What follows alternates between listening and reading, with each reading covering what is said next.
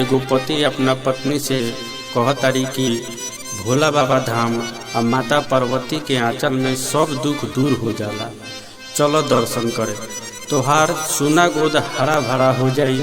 कैसे कहतारी ये भैया लोग तुम सुनी जा।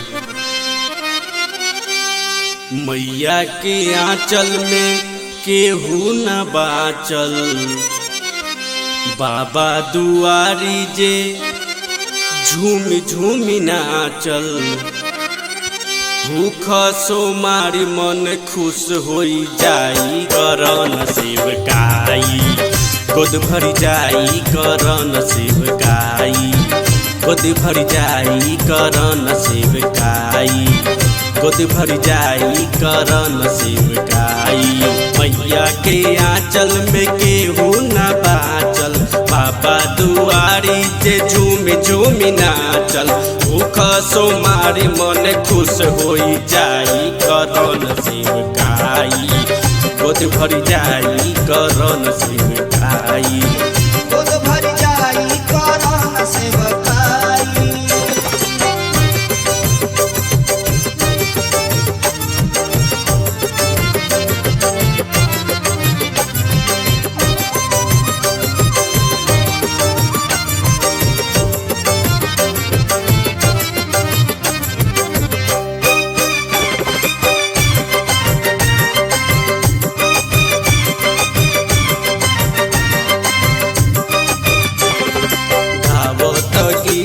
बजावत ताली, अब की सावन गोद रही न खाली,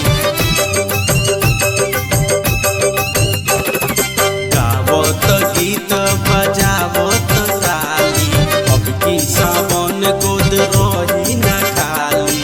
दीहे आशीष बाबा छोहर गवाई, करन सेवकाई गोद भर जाई, करन सेवकाई गोद भर जाई, करन सेवकाई।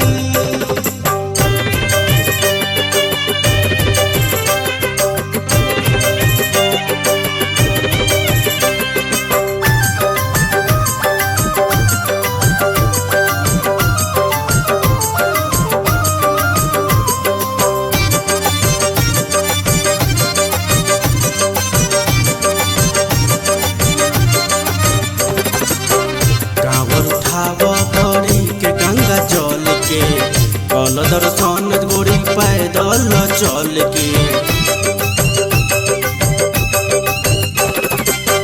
कांवर उठाव भरी के गंगा चल के, कल दर्शन गोरी पैदल चल के।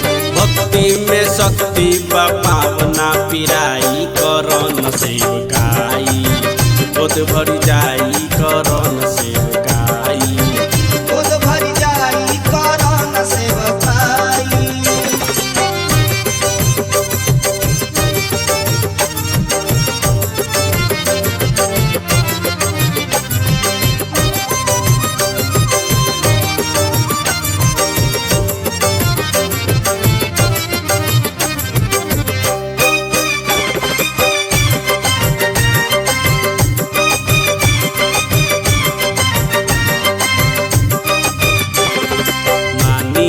बात गोरी सैया संजीव के, कल पूजन मन से जटाधारी शिव के। मानिल बात गोरी सैया संजीव के, कल पूजन मन से जटाधारी शिव के। ना शोक दीह दर्शन कराई, करन सेवकाई गोद भर जाई,